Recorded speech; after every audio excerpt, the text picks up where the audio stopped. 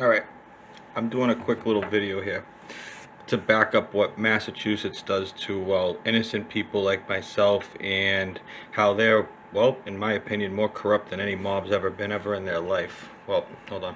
Give me a second here. I'll be downloading this shortly.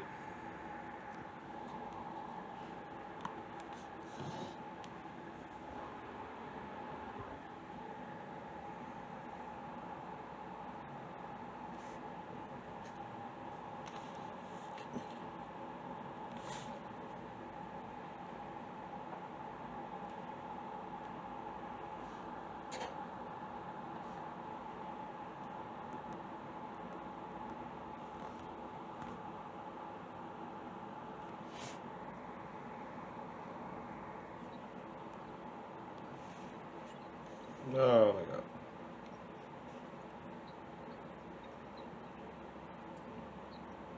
No. His departure is just one of the latest developments as the leadership in the local mob undergoes major changes. There's been a transition period and transitioning to another regime, so to speak.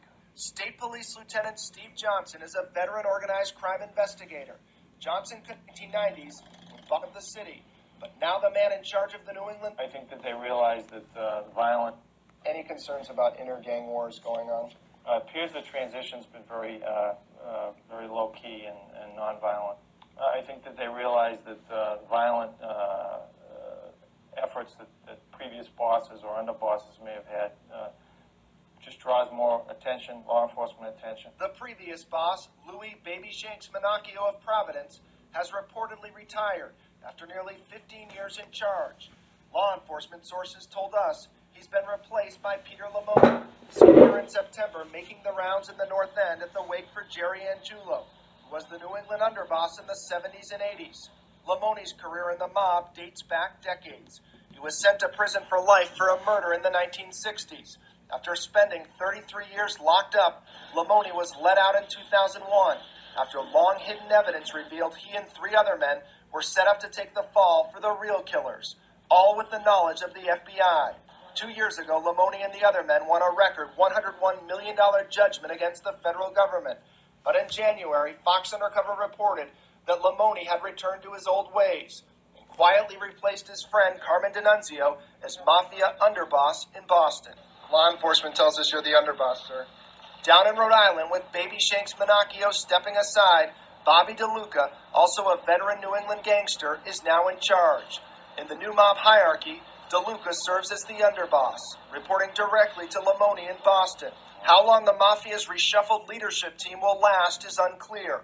Lamoni, out on bail since December, still has to deal with illegal gaming, extortion, and loan sharking charges.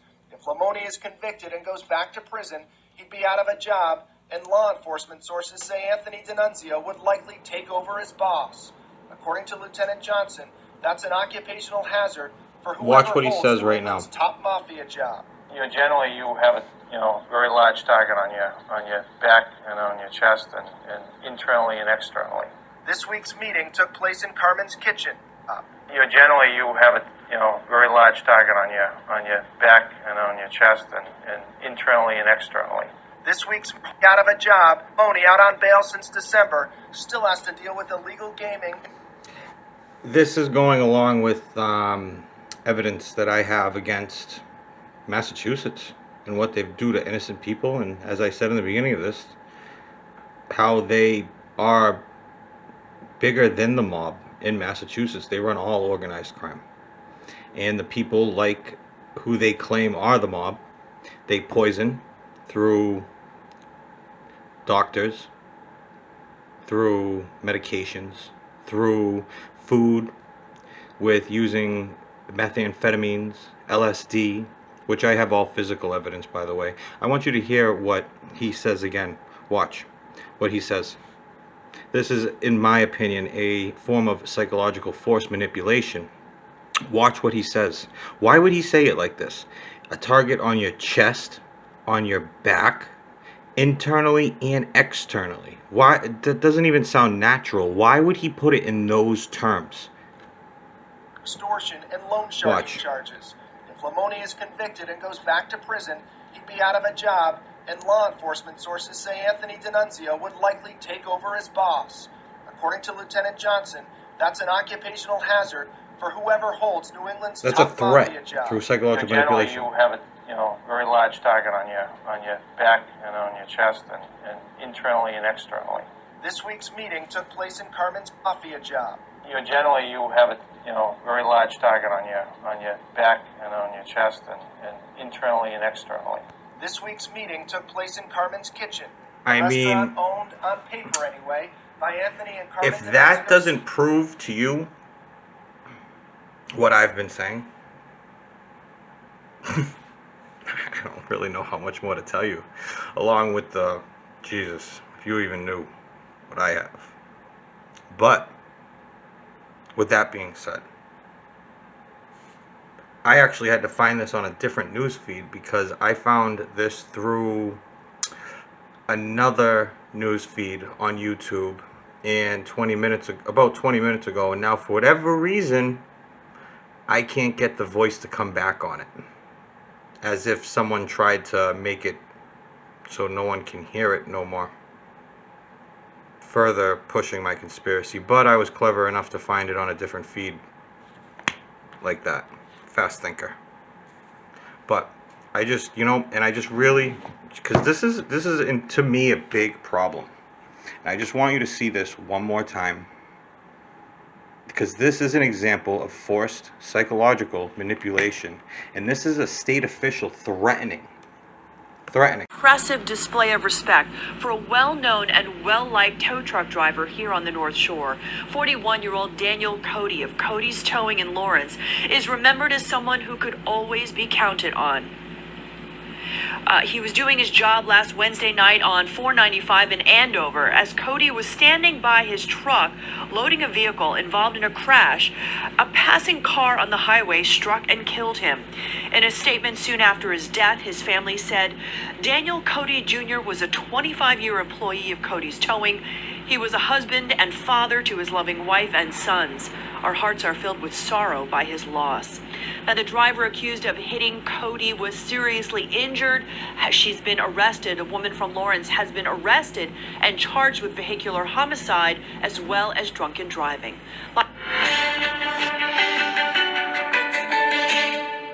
Drunken driving. Oh, did it even record? Like, what the fuck? I don't even think it recorded. Having a primary care provider.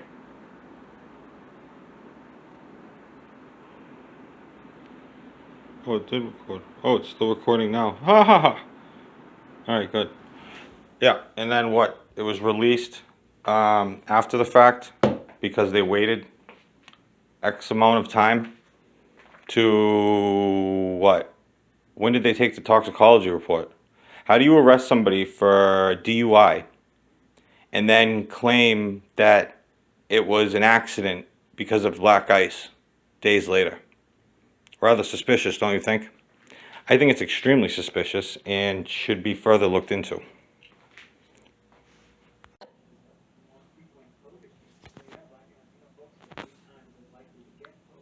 Dropped today for a woman accused of killing a tow truck driver in a drunk driving crash. Tow truckers held a massive funeral last March for Dan Cody after a driver hit him on Interstate 495 in Andover. Suspect Sheena Dion was originally arraigned from her hospital bed when she was charged with driving drunk and other violations too.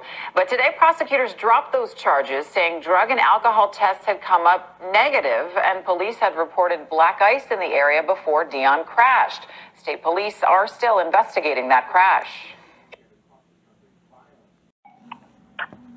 State Police Andover, Sergeant Barron. How you doing today, Sergeant Barron? This phone line's recorded. I was wondering if when would be a good time to call to speak to a state police detective? But what? What can I do for you? It's about malpractice and what is it? Police misconduct. On you? Yes, against me. Yes. You have a complaint against a trooper? No, not against the trooper. No, against a civilian cop, police officer. You would, I didn't say trooper. A civilian police? What do you mean, civilian? Who? Oh, civil. Well, they're a civil servant, correct? Oh, civil servant. You said civilian. Okay. Okay, I'm sorry. I might have used the wrong choice of words. Regardless, it was, yes, long story short, in a quick nutshell, I wrote a short fiction story and posted it online. I had my house surrounded by police the next day, and for no reason whatsoever. It's a very long, drawn-out story, but it's a reoccurring theme. It's like this different situation, but the same thing happening over and over again. Right down to I own my own company. On top of the fact that I was involved in a car accident, that the insurance company is being out of control. They've broke two Massachusetts state laws already. And it's such a complex situation that my lawyer, as good as he is, doesn't want to touch it right now due to the amount of illegal activity that has been done towards me, because there isn't law enforcement involved in it right now, and he has clearly stated that these are all civil rights violations. So I've been trying to get a hold of somebody that is willing to at least look over what I sent to my lawyer, which he found pretty disgusting. But that's basically where I am right now. I mean, I'm basically, due to everything I'm talking about right now over the course of the last year, I'm homeless because of it.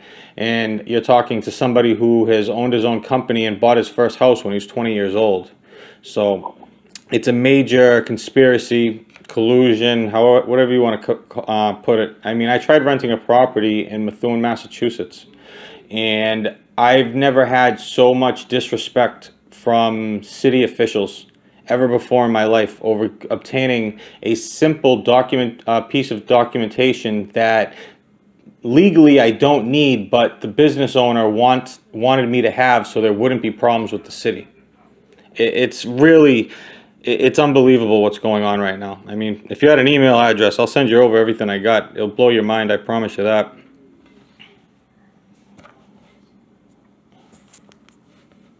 I don't know how I can help you right now. No, so how about a state police detective? Like, is there a phone number I can call tomorrow and talk to a detective that would be able to handle a situation like this, or at least see what it is I have? I mean, it's I don't. What does someone in my position do? What do you have? What do I have? Evidence of everything I just said. Which is of what? What, like the Against who? Against a local police department, against doctors. Like, I mean, you can't help me with that, no?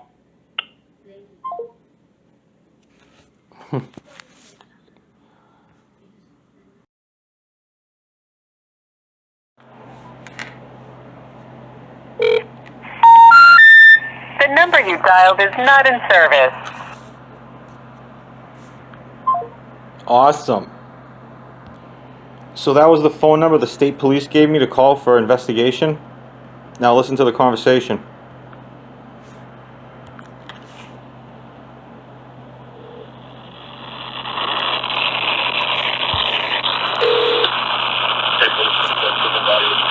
How you doing? This line's recorded. I wanted to know what time would be a good time to call to speak to a detective. I wouldn't think there'd be anybody on right now.